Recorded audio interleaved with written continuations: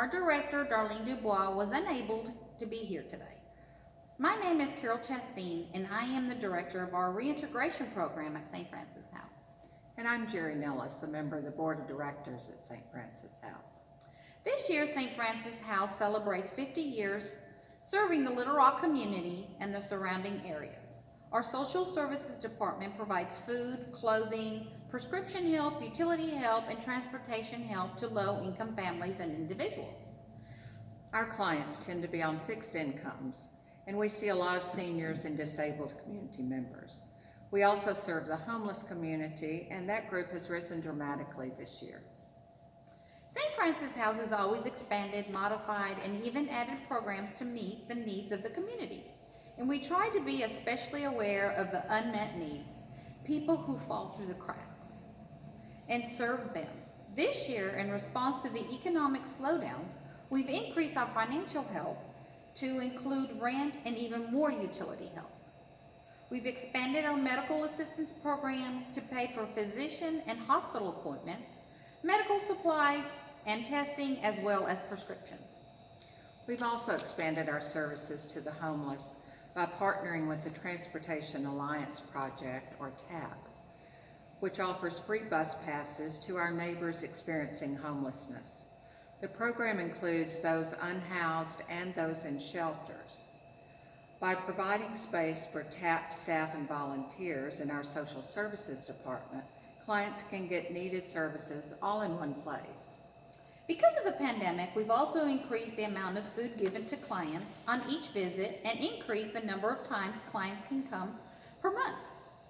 We want to make sure they have enough food to see them through and help them limit how many times and places in the community they have to go during the pandemic. We currently have grants to provide disinfecting supplies, reusable masks, and other PPE products to our clients when they come for services. Being on the board, I'm particularly aware of the number of community partnerships St. Francis House has nurtured. We have already mentioned TAP, but we also have partner programs with multiple area churches that provide financial support for specific programs or donations to provide help for clients when we do not have the resources to meet their needs. St. Francis House also receives ongoing support from the Episcopal Diocese of Arkansas, as well as churches of all denominations and local organizations. We have also continued our partnership with Kroger to donate food items daily, and we have added similar partnership with Whole Foods Market. The Bread Brigade program has reduced our food costs even while increasing the amount of food given to clients. That money is available to meet other needs. Recently, we have begun partnering with Arkansas Women's Outreach to provide feminine hygiene products, reducing our expenses while increasing the distribution of those items to women who need them. And though our current use of volunteers has had to be limited significantly right now, we have trained volunteers who work the front desk, manage our clothing room, and even trained to help with intake services in our social services. Another area of board responsibility is fiscal oversight. Financial accountability is vital not just to the organization, but to the supporters and even the clients. An updated computer system and software provided by two of our local partners allows us to keep records of all our clients on every visit. We can keep track of changes in their income, their benefits, the makeup of their households, anything that can help us serve them better, and allow us to track the ever-changing needs of the community.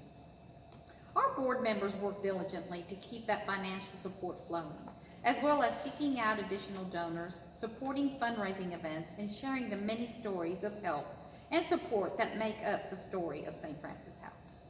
I want to end with one of those stories. We had a client who had lost her job and was homeless when she first heard about us.